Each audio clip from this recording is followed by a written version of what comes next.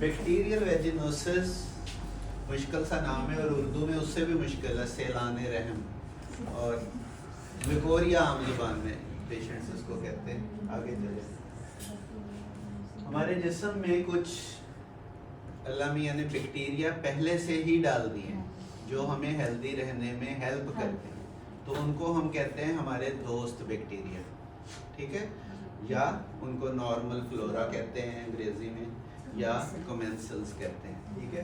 लेकिन साथ साथ कुछ दुश्मन बैक्टीरिया भी होते हैं, ठीक है।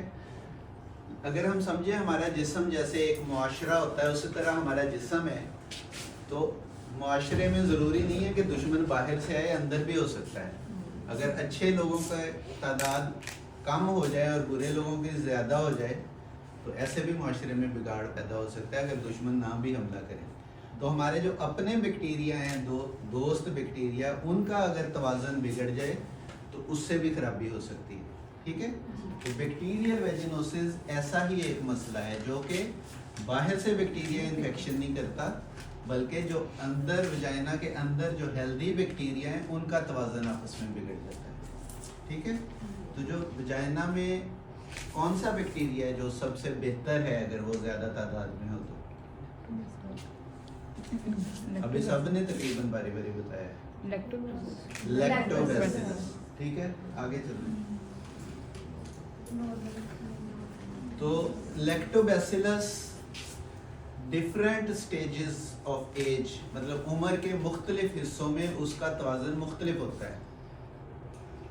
कब इसका तवाज़न सबसे बेहतर होता है और कब औरत को या फीमेल को ज़रूरत होती है कि सबसे ज़्यादा लैक्टोबैसिलस उसके जेनिटल ट्रैक्ट में हो? रिप्रोडक्टिव एज, जब उसके चांसेस हैं कि उसने बच्चे पैदा करने हैं और उसने सेक्सुअली एक्टिव होना है, तो रिप्रोडक्टिव एज में सबसे ज़्यादा ज़रूरत है। तो कुदरत ने इसका क्या इंतज़ाम किया कि रिप्रोडक्टिव एज में लैक्टोबैसिलस सबसे ज़्यादा हो? कौन सा हार्मोन है जो लैक्टोबैसिलस की ग्रोथ को बेहतर बनाता है?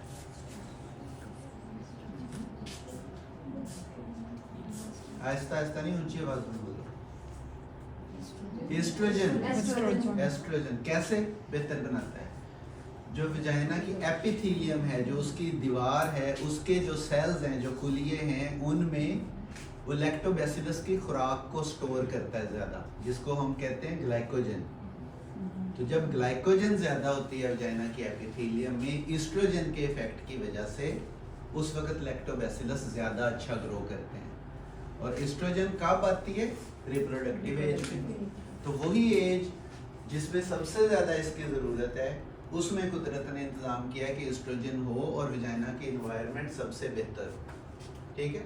उससे पहले और उसके बाद लैक्टोबैसिलस उतने ज़्यादा नहीं होते वजाइना में, इसलिए इन एजेस में अगर एक्सपोजर हो बैक्टीरिया का वजाइना में तो इन्फेक्शन के चांसेस ज़्यादा हैं। मेनोपॉज क्या होता है? अच्छा, वैसे मुझे समझ नहीं। Cessation of menstruation. हाँ, जब At the period age. Stop हो जाता है End of एज the के साथ, period. उसको कहते हैं। तो उस वक्त एस्ट्रोजन का क्या स्टेटस होता है? कम हो जाता आपसे नहीं पूछा। हाँ जी, क्यों कम हो जाता है?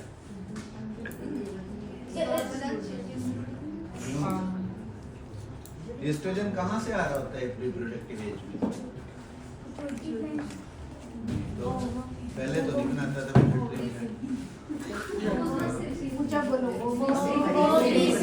ओवरी से। जब एग्स बनते हैं तो वो एस्ट्रोजन बनाते हैं। पिट्यूटरी ओवरी को कंट्रोल करता है, लेकिन एस्ट्रोजन ओवरी से आता है, ठीक है।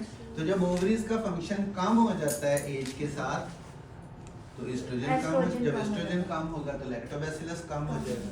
तो मेनोपॉज में भी लैक्टोबैसिलस कम होता है। तो जब भी लैक्टोबैसिलस कम होगा, वजाइना की एनवायरनमेंट जो है वो उसमें इम्बैलेंस होगा। जो बुरे बैक्टीरिया हैं वजाइना के अपने ही, उनकी ओवरग्रोथ हो जाएगी और प्रॉब्लम्स हो सकते हैं, जिसको हम कहते हैं बैक्टीरियल वेजिनोसिस। लैक्टोबैसिलस ऐसा दिखता है। जो रॉड शेप्ड बैक्टीरिया होते हैं उनको कहते हैं बैसिलस। और जो राउंडेड होते हैं उनको क्या कहते हैं? कोकस या कोकाई कहते हैं, कुछ लोग कोक्साई कहते हैं। और इनको जो प्लूरल जो ज्यादा हो तो कोकाई, और बैसिलस अगर ज्यादा हो, जैसे ये इतने ज्यादा, तो ये बैसिलाई, उनकी जमा प्लूरल, ये भी बैसिलाई दिखाए हुए हैं। ठीक है, अब ये दो कलर्स में हैं। तो जब हमने बैक्टीरिया को स्टडी करना हो माइक्रोस्कोप में, तो हम उन पे कुछ रंग फेंक देते हैं। तो एक तरह के बैक्टीरिया एक तरह का रंग लेते हैं, उसी एक फ्लूइड से एक तरह के बैक्टीरिया एक तरह का रंग लेते हैं और दूसरी तरह के दूसरी। जैसे अगर हमें ये फैसिलिटी हो सोसाइटी में कि अच्छे लोग हमें एक रंग में नजर आए और बुरे दूसरे रंग में, तो कितना आसान हो जाए पहचानना। लेकिन हम माइक्रोस्कोप के नीचे ये कर सकते हैं। और ये किसने हमें बताया? आगे चलो, ये हमें बताया एक डेनमार्क के साइंटिस्ट ने, जिसका नाम था हैंस क्रिश्चियन ग्रैम। इसलिए हम उसको ग्रैम स्टेन कहते हैं। जो रंग हम उन पे फेंकते हैं बैक्टीरिया पे, उसको हम कहते हैं ग्रैम स्टेन। तो जो उस रंग को पकड़ लेते हैं उनको हम कहते हैं ग्राम पॉजिटिव बैक्टीरिया, वो पिंक कलर के हो जाते हैं। और जो नहीं पकड़ते वो पर्पल कलर के होते हैं, और उनको हम क्या कहते हैं? तो जो लैक्टोबैसिलस है वो क्या है? वो ग्राम पॉजिटिव है। ठीक है, तो अगर लैक्टोबैसिलस कम हो जाएगा तो एक और जो ग्राम नेगेटिव है, गार्डनरेला वेजिनैलिस। ठीक है, ये मुझे भी बड़ी मुश्किल से याद हुआ था, तो आप भी 2-3 दफा बोल लेंगे तो फिर भी नहीं याद होगा। तो इस तरह हम उनको डिफरेंट रंगों में रंग के देख लेते हैं, तो हमें पता चल जाता है कि वजाइना में बैक्टीरिया की रेशो क्या है। अच्छे बैक्टीरिया ज्यादा हैं या बुरे ज्यादा हैं। ठीक, आगे चलो। इस तरह वो तो अलग अलग दिखाए थे ना, लेकिन स्लाइड में हमें ऐसे नजर आएंगे जब मिक्स्ड पड़े होंगे, तो उससे हमें अंदाजा हो जाएगा कौन से ज्यादा। नेक्स्ट, अलामात, सिम्टम्स तकरीबन सारे वजाइनल जो प्रॉब्लम्स हैं उनकी एक ही तरह की होती हैं जो आपने पहले पढ़ी हैं। बैक्टीरियल वेजिनोसिस के सिम्टम्स का या अलामात का दारोमदार इस पे होता है कि मसला कितना शदीद है।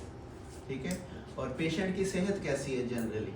अगर उसको वैसे भी और बीमारियां हैं, शुगर है, कोई भी ऐसी वजह है जिससे उसकी अपनी कुव्वत मुदाफ़ियत कम है, शुगर है, कोई स्टीरॉयड ले रही है, या वैसे उसकी जनरल हेल्थ पुअर है, उसको एनीमिया है, तो फिर उसमें वो अलामात भी ज़्यादा होंगी, क्योंकि फिर उसकी बीमारी भी ज़्यादा होगी। ये असल में आपको मैंने शुरू में बताया कि ये इन्फेक्शन नहीं है, है ना।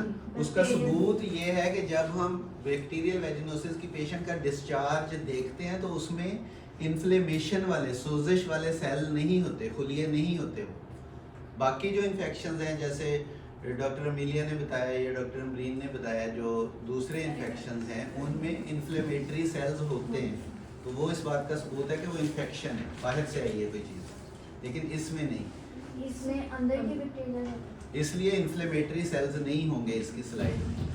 ठीक है, तो इसमें वही होंगे जो आप ग्राम स्टेनिंग करें। और इसके जो डिस्चार्ज है वो जैसे कैंडिडा में तो उन्होंने बताया था कि दही की तरह फुटकियां बनी होती हैं, इसका पूरी वजाइनल वॉल पे एक ही तरह जैसे वाइट वॉश किया हो उस तरह हुआ होता है। ठीक है, और उसकी क्वांटिटी और उसकी जो अलामात की जो शिद्दत है वो इस हिसाब से होगी कि मसला कितना ज़्यादा है। उसमें स्मेल भी हो सकती है, उसमें इचिंग भी, खारिश भी हो सकती है, तो इसको भी हम ट्रीट कर सकते हैं। लेकिन उससे पहले तशखीस कैसे करनी है, लंबे चौड़े टेस्ट करवाने की ज़रूरत नहीं है इसमें, ना ही पेशेंट का बहुत खर्चा करवाने की ज़रूरत है। आगे चलिए, सिर्फ एक ड्रॉप डिस्चार्ज का माइक्रोस्कोप के नीचे स्लाइड पे रख के देख लें तो आप तशखीस कर सकते हैं। ठीक है, उसमें 1-2 टेस्ट होते हैं कुछ, जिससे हम बड़ी आसानी से, एक और महलूल होता है जो इसमें शामिल करें तो एक ख़ास किस्म की स्मेल आती है, उससे तशखीस हो जाती है। ठीक है, या फिर ग्राम स्टेनिंग से हम देख सकते हैं कि बैक्टीरिया का बैलेंस कैसा है। बाकी आगे जो महंगे टेस्ट हैं कभी कभी करवाने भी पड़ जाते हैं, जिसमें आप ग्राम स्टेनिंग करवा सकते हैं, जिसमें आप कल्चर करवा सकते हैं, क्योंकि कई पेशेंट्स में मिक्स्ड पिक्चर भी हो सकती है कि उसमें बैक्टीरियल वेजिनोसिस के बाद इन्फेक्शन भी हो गया हो। एक चीज जो हमें बड़ी इंपॉर्टेंट नजर आती है, ये उसको रिफाइन करके ड्राइंग बनाई हुई है, ठीक है, ताकि आपको समझ आ जाए। ये जो वजाइना की एपिथेलियल सेल्स होते हैं, उनके ऊपर इस तरह जैसे बहुत ज़्यादा मक्खियाँ चिपकी हों, ये असल में बैक्टीरिया हैं। तो उनके जो बॉर्डर्स हैं, मार्जिन्स हैं, वो आपको क्लियर नज़र नहीं आएंगे, ब्लर्ड नज़र आएंगे, या इसको अंग्रेज़ी में फजी कहते हैं, धुंधले, ठीक है। तो जब आपको वजाइनल एपिथेलियम के खुलियों के बॉर्डर धुंधले नज़र आ रहे हो माइक्रोस्कोप में पूरा फोकस करके भी, तो उसको हम कहते हैं क्लू सेल्स, और ये एक अलामत है कि इसको बैक्टीरियल वेजिनोसिस हो सकता है। आगे चलो, असल में ये ऐसे नज़र आएंगे माइक्रोस्कोप में। चलो जी, अब हर चीज़ का इलाज उसकी वजह के मुताबिक होता है। इसका मतलब पहले तशखीस करेंगे, फिर इलाज करेंगे, और आमतौर पे जो वजाइना का डिस्चार्ज होता है उसको हम सिंड्रोमिक ट्रीटमेंट, सिंड्रोमिक ट्रीटमेंट का क्या मतलब है कि हम ऐसा इलाज करेंगे कि जो 2-3 कॉमन वजह है इन्फेक्शंस की, वो सारी उसमें शामिल हो जाए, कि उनमें से कोई भी हो तो ठीक हो जाए। तो उसमें हम एक कैप्सूल दे देंगे जो फंगल इन्फेक्शन के लिए होता है, फ्लूकोनाजोल का, और 2 गोलियां दे देंगे जो कि 2 ग्राम बनेगा सेकनीडाजोल। मेट्रोनिडाजोल भी दे सकते हैं और सेकनीडाजोल भी दे सकते हैं। तो अगर ये 2 चीज़ें दे देंगे तो उसमें ज़्यादातर infection. Prevention is better than cure. आप पेशेंट को हेल्दी प्रैक्टिसेस बताएं, हेल्दी लाइफस्टाइल बताएं, हाइजीन बताएं, तो वो बेहतर है कि इन्फेक्शन होने के बाद वो आपके पास है, ठीक है। तो हमें जनरली सोसाइटी में हेल्दी लाइफस्टाइल को इम्प्रूव करना चाहिए। हेल्दी लाइफस्टाइल में क्या है?